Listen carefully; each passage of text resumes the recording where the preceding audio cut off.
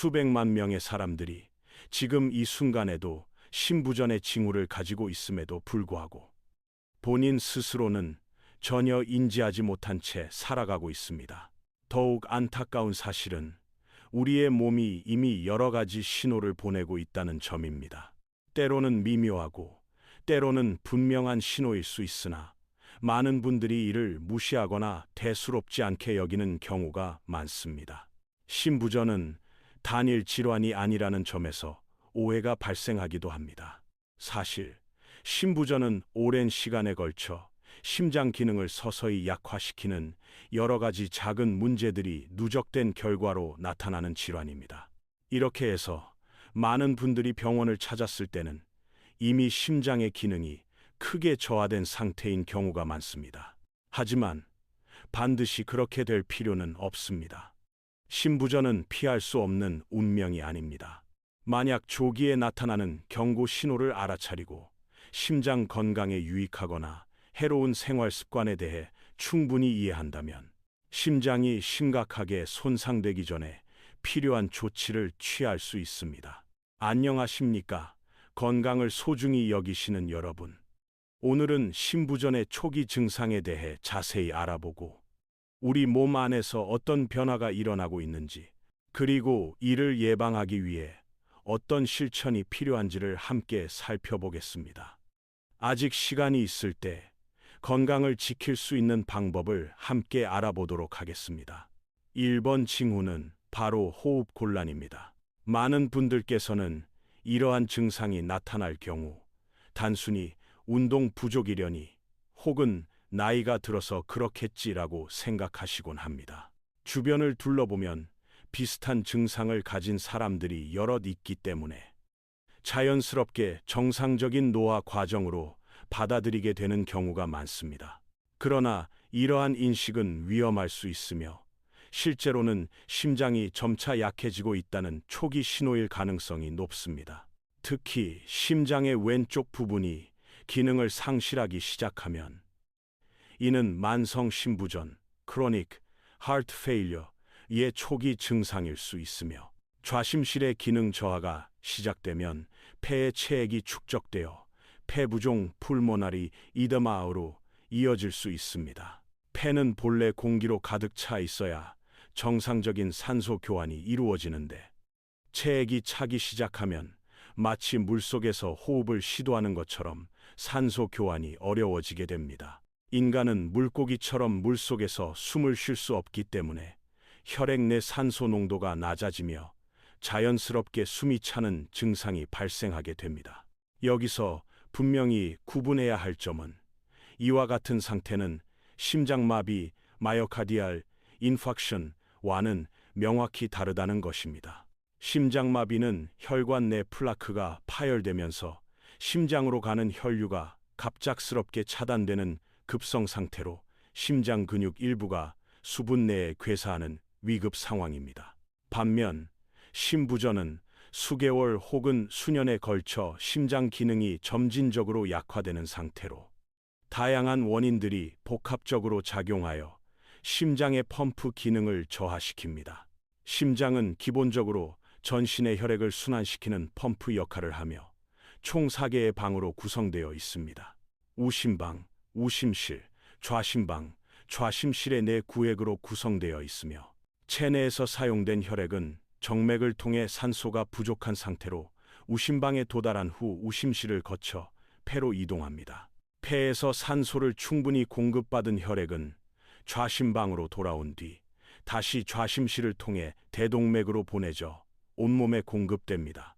앞서 설명드린 심장의 구조는 해부학적으로 완전히 정확한 것은 아니며 이해를 돕기 위한 도식일 뿐입니다.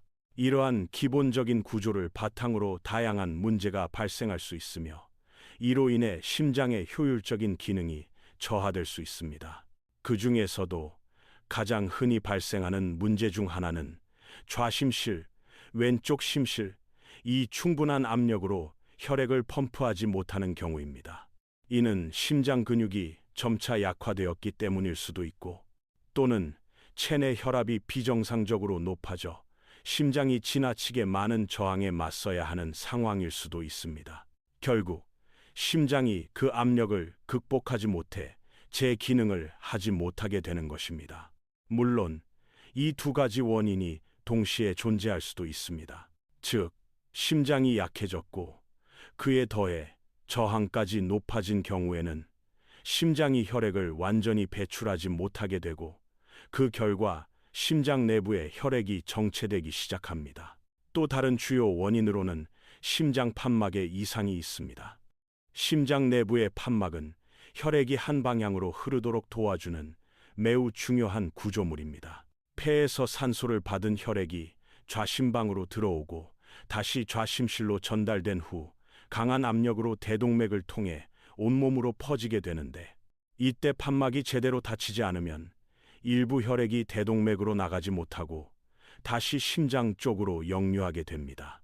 이러한 판막 이상 발브는 비교적 드문 편이지만 심장 기능 저하와 심부전의 중요한 원인 중 하나로 간주됩니다.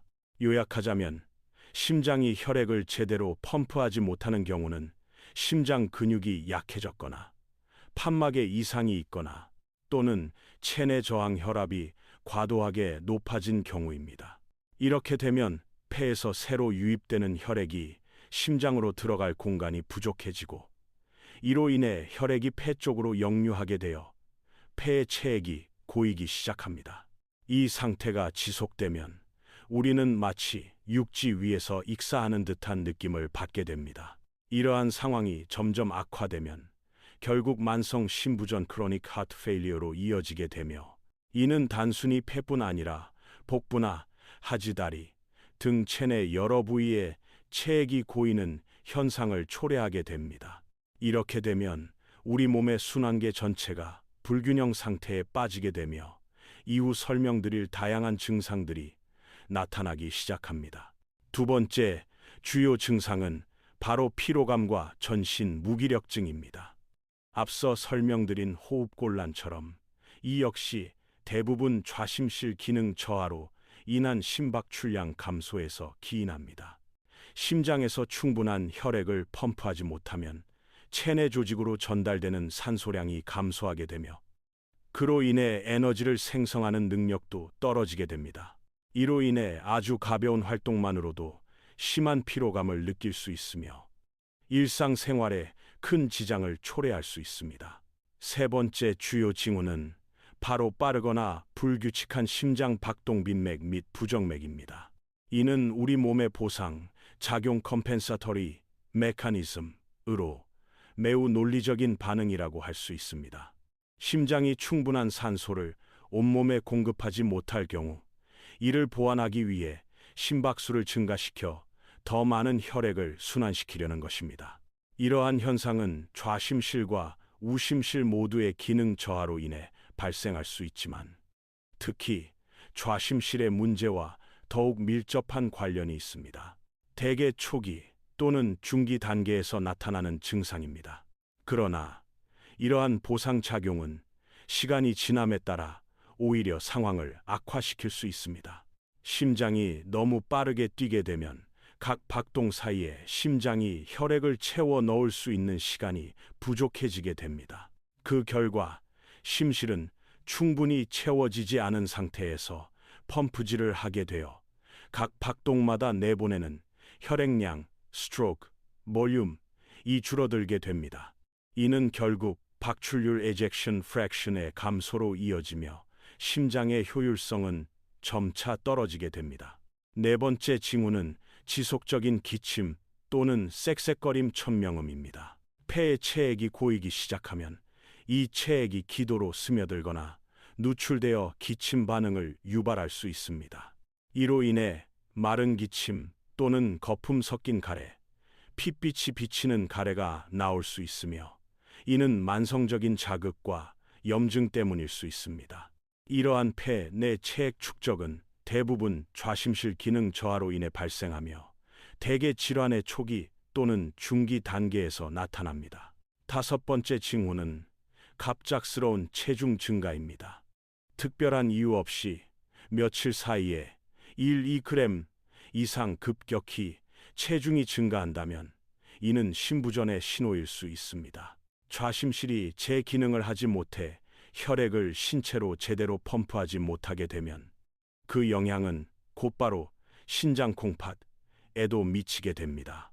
신장은 체내 수분과 염분을 조절하는 역할을 하는데 문제는 신장이 현재의 상태를 정확히 판단하지 못한다는 점입니다. 실제로 탈수가 된 것인지 혹은 단순히 심장이 제대로 혈액을 공급하지 못하는 것인지를 신장은 구별할 수 없습니다. 단지 체액이 부족하다고 인식하고 보상 반응으로 체내 염분과 수분을 과도하게 재흡수하게 됩니다. 그 결과 며칠 사이에 몇 킬로그램의 체중이 늘어날 수 있으며 이는 초기 단계에서 신속히 감지한다면 진행을 막을 수 있는 중요한 단서가 될 수 있습니다. 그러나 대부분의 경우 이러한 체중 증가는 대수롭지 않게 넘기게 되어 질환이 상당히 진행된 이후에야 문제를 인식하게 되는 경우가 많습니다. 여섯 번째 주요 징후는 하지 부종다리의 부기입니다. 이 경우에는 종아리, 발목, 발 등이 눈에 띄게 붓는 증상이 나타납니다.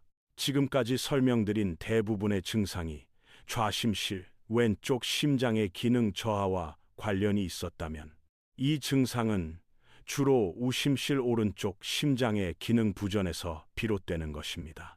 좌심실이 제 기능을 하지 못할 경우 혈액이 폐로 역류하여 폐의 체액이 고이게 되는데 반해 우심실이 기능을 상실하면 혈액이 몸 전체, 특히 하체 쪽으로 역류하게 됩니다. 이는 정맥계를 통해 심장으로 돌아와야 하는 혈액이 원활히 순환되지 못하기 때문입니다. 이러한 우심실 부전은 일반적으로 질환의 중기 또는 후기 단계에서 나타나며 대부분의 경우 좌심실 부전 이후에 2차적으로 발생합니다. 다시 말해 우심실이 처음부터 문제가 되는 경우는 드물며 좌심실 기능 저하로 인해 폐의 압력이 증가하고 그로 인해 우심실에도 부담이 가중되어 결국 우심실 기능마저 저하되는 형태로 진행됩니다. 그 과정을 자세히 살펴보면 다음과 같습니다. 먼저 좌심실은 심장 내에서 가장 크고 두꺼운 근육층을 가지고 있는 부분이며 전신으로 혈액을 내보내는 역할을 담당합니다. 이 좌심실이 혈액을 펌프질할 때는 상당히 높은 압력 120, 80 mmHg을 이겨내야 하므로 심장의 기능 저하가 가장 먼저 이 부위에서 시작되는 경우가 많습니다. 반면에 우심실은 폐로 혈액을 보내는 역할을 담당하며 이때 이겨내야 하는 압력은 상대적으로 훨씬 낮습니다. 일반적으로 25, 10mmHg 정도의 압력만 극복하면 되므로 우심실의 근육은 좌심실보다 얇고 부담도 덜한 구조입니다. 이러한 이유로 대부분의 경우 좌심실 기능 저하가 먼저 발생하고 시간이 지나면서 폐의 체액이 고이게 되면 폐내 압력 폐고혈압, pulmonary hypertension이 증가하게 됩니다. 폐의 저항이 커지면 이제 우심실이 그 저항을 극복하지 못하고 결국 기능 부전 상태에 이르게 됩니다. 따라서 일반적으로는 좌심실 부전이 원인이 되어 우심실 부전이 뒤따라 발생하는 것이 가장 흔한 순서입니다. 물론 예외적인 경우도 존재합니다. 예를 들어 기존의 만성 폐질환 예, 폐섬유화증, 폐색성 질환 등이 있는 경우 폐 자체의 저항이 높기 때문에 우심실이 먼저 부담을 느끼고 기능이 저하될 수 있습니다. 또한 심장 판막의 이상역류성 판막증 등이 존재할 경우 혈액이 역류함에 따라 심장이 더 많은 에너지를 소비하게 되어 우심실 역시 과도한 부담을 지게 됩니다. 정리하자면 질환의 초기에는 대부분 좌심실이 먼저 기능을 잃기 시작하고 점차적으로 그 영향이 폐를 통해 우심실에까지 확산되어 결국 양쪽 심실 모두가 영향을 받는 구조로 진행됩니다. 일곱 번째 주요 징후는 야뇨증 예뇨증, 넉투리아입니다. 이는 밤중에 소변을 자주 보게 되는 현상으로 일반적으로 좌심실과 우심실 모두의 기능 저하에서 비롯되며 따라서 심부전의 중기에서 후기 단계에 해당하는 증상으로 볼 수 있습니다. 앞서 설명드린 우심실 부전과 관련하여 혈액이 전신에서 심장으로 제대로 돌아가지 못하고 하체에 정체되는 현상이 발생하게 됩니다. 낮 동안에는 우리가 서 있거나 걸어 다니기 때문에 중력의 영향으로 이러한 혈액 정체가 더욱 심화됩니다. 중력이 혈액을 아래쪽으로 끌어내리기 때문에 하체에서 심장으로 혈액을 되돌리는 것이 훨씬 더 어렵습니다. 하지만 밤에 누운 자세에서는 중력이 수직 방향으로 작용하지 않게 되므로 하체에 고여있던 체액이 자연스럽게 심장으로 돌아오게 됩니다. 이로 인해 전신 혈액량이 갑자기 증가하게 되고 신장은 이 많은 혈액을 여과하여 소변으로 배출하게 되므로 밤중에 화장실에 자주 가게 되는 것입니다. 인체는 스스로 회복하고 재생하는 능력이 탁월하지만 심부전과 같은 상태에서는 사전에 예방하는 것이 치료보다 훨씬 효과적입니다. 물론 어느 정도까지는 회복이 가능하나 질환이 많이 진행된 이후에는 개선이 점점 더 어려워지게 됩니다. 이제 만성 심부전의 주요 원인들을 살펴보겠습니다. 그중 가장 중요한 첫 번째 원인은 바로 고혈압입니다. 혈압이 지속적으로 높게 유지되면 좌심실이 항상 과도한 부담을 안고 혈액을 내보내야 하기 때문에 시간이 지날수록 심장 근육이 손상되고 약화되게 됩니다. 두 번째는 심근경색, 심장마비입니다. 이는 혈관 내 플라크 기름, 찌꺼기가 파열되어 심장으로 가는 혈류가 차단되고 그로 인해 심장 근육 일부가 괴사하는 것입니다. 이로 인해 심장이라는 펌프 자체가 물리적으로 손상되며 남아있는 근육이 줄어들기 때문에 심장의 기능은 당연히 떨어지게 됩니다. 하지만 그 다음의 원인 두 가지는 특히 주의 깊게 보셔야 합니다. 세 번째 원인은 인슐린 저항성, 제2형 당뇨병, 그리고 비만입니다. 이는 만성 심부전의 주요한 원인 중 하나이며 네 번째는 흡연입니다. 이 두 가지는 특히나 생활 습관을 통해 충분히 예방하거나 개선이 가능한 부분입니다. 더욱 주목해야 할 점은 1번 고혈압과 2번 심장마비도 결국 3번 인슐린 저항성과 당뇨병으로 인해 발생하는 경우가 많다는 사실입니다. 당뇨병은 혈압 상승과 심혈관 질환 모두의 주요 원인이 될 수 있으며 여기에 스트레스까지 더해지면 그 위험성은 더욱 커지게 됩니다. 이는 곧 우리가 심부전을 예방하고 관리할 수 있는 영향력이 결코 작지 않다는 것을 의미합니다. 다섯 번째 원인은 심장 판막 질환입니다. 이 경우에는 본인이 생활 습관으로 조절하기는 어렵지만 그 영향력은 크기 때문에 의료적 관리가 필요합니다. 어떤 경우에는 일생 동안 별다른 문제를 일으키지 않지만 어떤 경우에는 심각한 변화로 이어질 수 있습니다. 여섯 번째는 독성 물질 노출입니다. 알코올, 특정 약물, 환경 독소 등 다양한 형태의 독성 물질이 심장 기능에 영향을 줄 수 있으며 이 역시 생활 습관의 개선으로 어느 정도 예방이 가능합니다. 마지막 일곱 번째 원인은 수면 무호흡증 슬립-페이 및 기타 폐질환입니다. 이러한 상태는 폐의 기능 저하뿐만 아니라 심장에까지 부담을 주기 때문에 조기 진단과 관리가 중요합니다. 여덟 번째 주요 징후는 기자호흡 지저후시, 오토프네이입니다. 이는 누운 자세에서 숨쉬기 어려운 상태를 말하며 대개는 좌심실과 우심실 기능 저하가 모두 복합적으로 작용할 때 나타나는 증상입니다. 몸에 과도한 체액이 축적되어 있는 상태에서 누워 있게 되면 하체나 복부에 고여 있던 체액이 중력의 변화로 인해 폐 쪽으로 이동하게 됩니다. 이로 인해 폐가 압박되거나 체액으로 부분적으로 차게 되어 호흡이 불편해지는 것입니다. 일반적으로 좌심실 기능 저하로 인해 폐의 일부 체액이 고이기 시작하지만 시간이 지남에 따라 우심실 기능까지 저하되면 체내 전체에 체액이 축적되고 그로 인해 폐의 압박이 더욱 심화됩니다. 이런 이유로 많은 분들이 머리맡에 베개를 여러 개 겹쳐 높이거나 경우에 따라서는 리클라이너, 의자나 소파 등에서 반쯤 앉은 자세로 수면을 취하게 됩니다.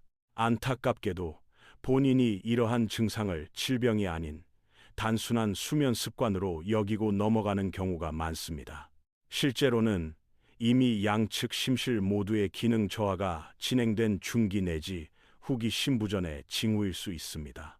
가끔 영화를 보면 배우들이 침대에서 자리에 눕는 장면이 나오는데 대부분 베개를 두세 개 겹쳐 기대어 누운 자세를 취하고 있는 경우가 많습니다.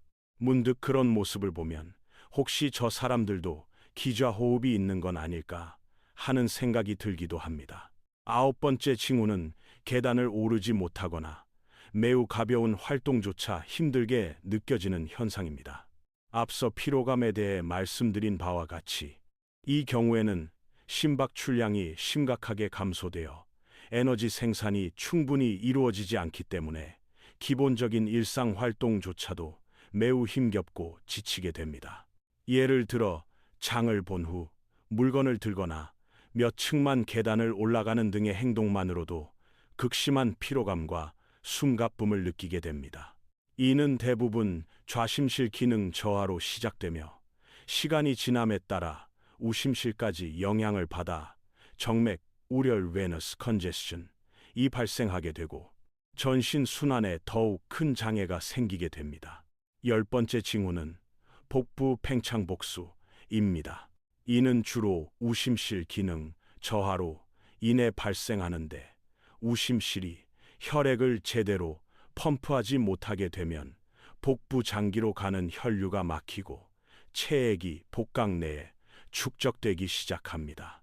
그로 인해 간, 장 등 복부 장기에 압력이 증가하며 혈관에서 복강 내로 체액이 누출되어 복수가 생기게 됩니다. 이러한 현상은 일반적으로 좌심실 부전이 선행되고 우심실 부전이 후속으로 나타날 때 발생합니다. 물론 선천성 심장결함, 심장판막 이상 또는 폐질환 등이 원인이 될 수도 있으며 이 경우에는 연령과 관계없이 나타날 수 있습니다. 흔히 이러한 증상들은 50, 70대 연령층에서 자주 나타나지만 반드시 고령층에만 국한된 것은 아닙니다. 30, 40대에서도 심장질환이나 대사질환이 없는 상태에서 위와 같은 증상이 발생한다면 반드시 심장판막의 이상, 선천성 심장질환 혹은 폐질환 등 다른 기저 질환의 가능성에 대해 정밀한 검사를 받아보셔야 합니다. 심부전을 예방하거나 개선하기 위한 해결책에 대해 간략하게 말씀드리고자 합니다. 이 주제 자체는 매우 광범위하며 단순히 한 가지 질환으로 정의할 수 있는 것이 아니기 때문에 보다 전체적인 관점, 홀리스틱 애프로치로 접근하는 것이 중요합니다. 다시 말해, 건강에 영향을 미치는 여러 요소들을 함께 고려해야 하며 심장 기능을 위협하는 다양한 원인을 포괄적으로 다루는 것이 필요합니다.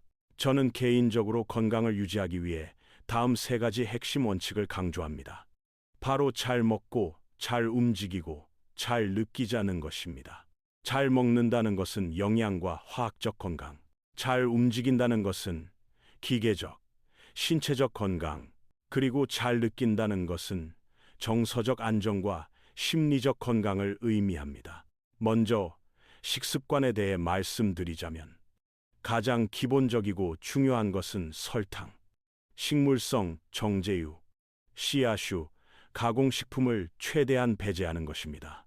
대신 신선하고 가공되지 않은 식품, 즉 통식품, 호울푸드의 섭취를 늘리고 필요시에는 영양 보충제를 활용하는 것도 도움이 될 수 있습니다. 특히 다음과 같은 영양소는 심장 건강을 위해 중요하게 여겨집니다. 오메가3 지방산 생선, 기름. 일주일에 최소 3회 이상 등푸른 생선을 섭취하지 못한다면 보충이 권장됩니다. 비타민 D. 특히 계절에 따라 혈중 농도가 낮아질 수 있으므로 부족할 경우에는 보충이 필요합니다. 호모시스테인, 최근 들어 중요성이 크게 부각된 염증성 지표입니다. 체내 염증 수준을 높이는 원인 중 하나이며 이를 분해하는 기능이 떨어지는 MTHFR 유전자 변이를 가진 사람들은 인구의 절반 이상으로 추정됩니다. 이 경우에는 호모시스테인을 낮추는 보조 영양소 섭취가 필요할 수 있습니다. 두 번째 원칙인 운동 무분에 대해서는 단순히 일주일에 몇 번 헬스장을 가는 것이 아니라 일상 속에서 지속적인 움직임을 실천하는 것이 핵심입니다. 가능한 한 많이 걷고 계단을 이용하고 주차장 끝에 차를 세우고 걷는 등의 행동이 우리 몸의 자연스러운 움직임을 회복하는 데 도움이 됩니다.